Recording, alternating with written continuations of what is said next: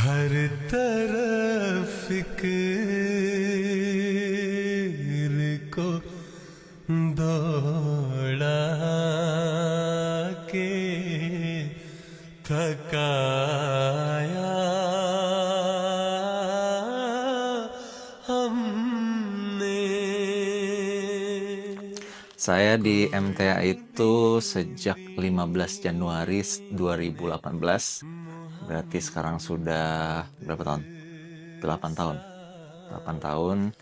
Dulu saya memulai sebagai volunteer di MTA. Sebenarnya setelah lulus kuliah itu saya itu sempat berkhidmat di kantor Al-Wasiat. Ada informasi kalau MTA Indonesia Studio itu lagi nyari volunteer. Waktu itu akhir 2017. Dan saya nerima itu. Tapi nggak saya langsung apply. Tapi kemudian ayah saya, almarhum ayah saya bilang, ini ada volunteer nih di MTA, kamu cobalah masukin gitu kan.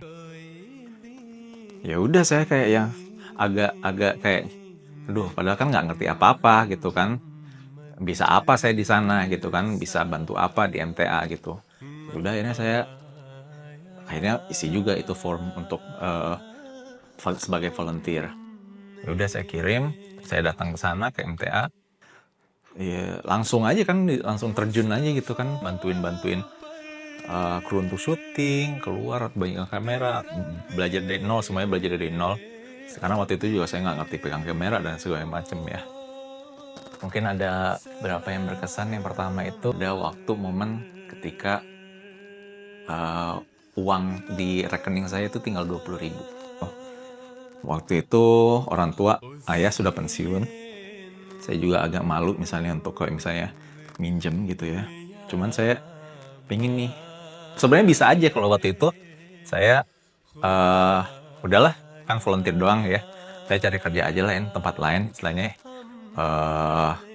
Ya, untuk nyari duit gitu kan, untuk nyari uang gitu kan. Tapi waktu itu saya sudah berjanji pada diri saya, ya Allah, saya insya Allah pengen berkhidmat gitu. Cuman tolong bantu saya supaya nggak khawatir lagi soal rezeki. Waktu itu ada syuting, hari itu ada syuting, jadi mau nggak mau saya harus pergi. Dan saya pengen pergi gitu, istilahnya pengen, ini ada tugas, ada amanat gitu kan. Hari itu saya bismillah, saya berangkat kerja untuk berkhidmat di MTA. Saya jalani hari seperti biasa, saya syuting seperti biasa. Siangnya setelah syuting saya dapat telepon. Itu saya tidak tahu dari siapa. Pas saya angkat, dia bilang, saya memperkenalkan diri, saya dari Rumah Production House, sebuah film yang tertarik untuk memfilmkan novel Mas gitu. Saya kaget, novel yang mana gitu. Ada novel Mas yang ini, judulnya Surat dari Kematian. Nah itu sebenarnya novel yang baru saya selesai tulis, belum terbit, tapi saya sudah masukin ke Wattpad gitu ya. Wattpad, dan ternyata pembacanya banyak gitu, sampai 1 jutaan pembaca. Novel saya itu sebelum terbit sudah mau difilmin gitu. Jadi saya kaget juga. Wih, ini padahal saya cuman minta ke Tuhan, ya Allah, saya cuman butuh duit sampai akhir bulan gitu, sampai butuh uang tuh sampai akhir bulan biar nanti setelah invoice datang saya bisa berkhidmat lagi. Tapi malah dari yang cuman sisa 20.000 di rekening itu diganti sama Tuhan itu sampai saya dapat royalti dari film itu lebih dari 50 juta gitu. Jadi dari situ saya ngerasa kayak, oh, ini jawaban Tuhan nih ke saya, kamu berkhidmat, gak usah khawatir soal rezeki, itu udah ditanggung sendiri sama Tuhan. Hal-hal yang sebenarnya hal-hal kecil, hal-hal sederhana, kayak misalnya di berkhidmat di jemaat tuh saya nggak perlu susah payah soal canda, saya nggak perlu sholat, saya gampang, sholat berjamaah mudah, sholat Jumat mudah, ikut jalsah, ikut istimewa, saya nggak perlu susah-susah mencari meminta cuti dan sebagainya. Itu kan buat saya sebuah karunia ya. Jadi hal-hal kecil itu juga sebenarnya jadi membuat saya ngerasa, oh, berkhidmat di jemaat itu alhamdulillah nikmat gitu.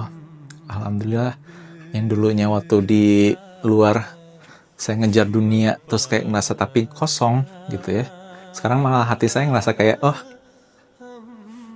ada meaningful gitu, ada hal-hal yang meaningful buat saya yang sangat berarti, dan justru sekarang dunia malah saya dapetin juga gitu kan. Pesan saya kalau ada kesempatan untuk berkhidmat langsung lari dapetin, berkhidmat di situ, karena sekarang wakafino makin banyak. Sementara mungkin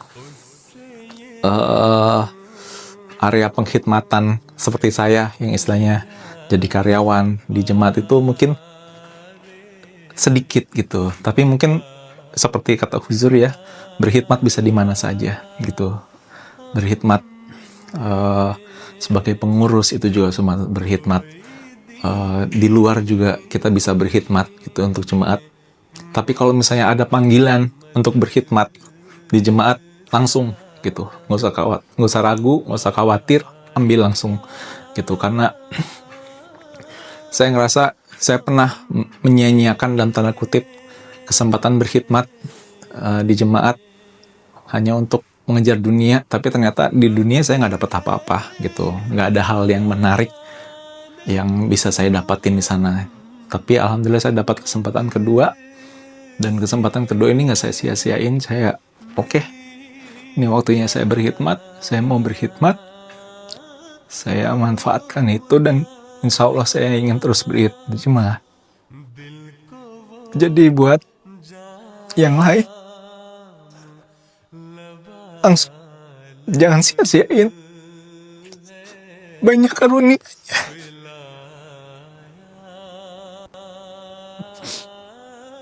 Jangan sampai nanti ada kesempatan berkhidmat itu terlepas dan kita justru melewatkan nikmat-nikmat yang Allah berikan pada kita. Jadi mungkin itu sih yang bisa saya sampaikan.